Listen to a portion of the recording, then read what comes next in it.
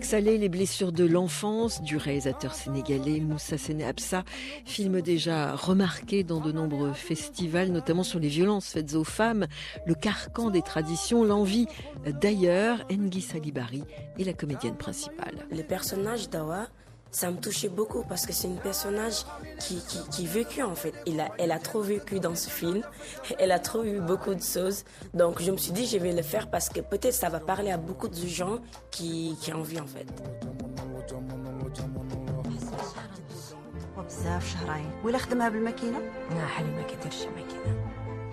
Le bleu du caftan est un film qui est pour moi avant tout un film de personnage. L'histoire d'un couple, Halim et Mina, qui tiennent un magasin de couture traditionnelle de caftan dans la Médina de Salé et qui vivent avec le non-dit. C'est avant tout un couple qui s'aime profondément, qui se comprend, qui s'accompagne dans la vie.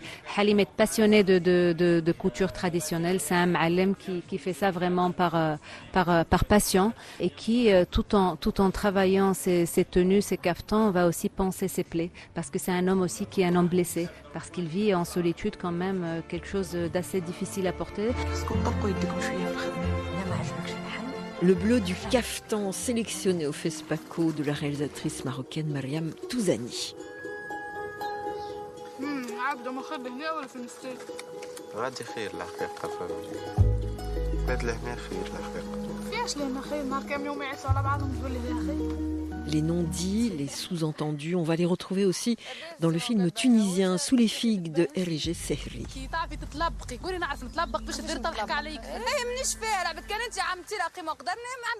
Des jeunes femmes, elles travaillent à la récolte des figues sous le regard des ouvrières, celles qui sont plus âgées sous le regard des hommes aussi. Elles flirtent, elles se taquinent, elles se disputent.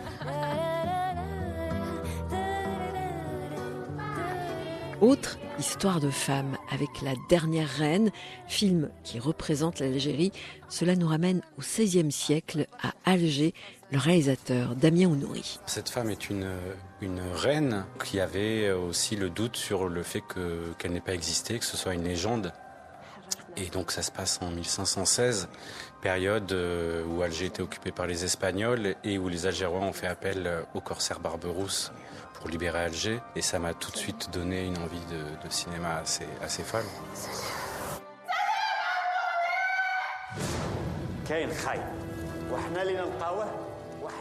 La Dernière Reine, avec devant et derrière la caméra, Adila Bendimerad, la reine Zafira, qui tient tête à Barberousse.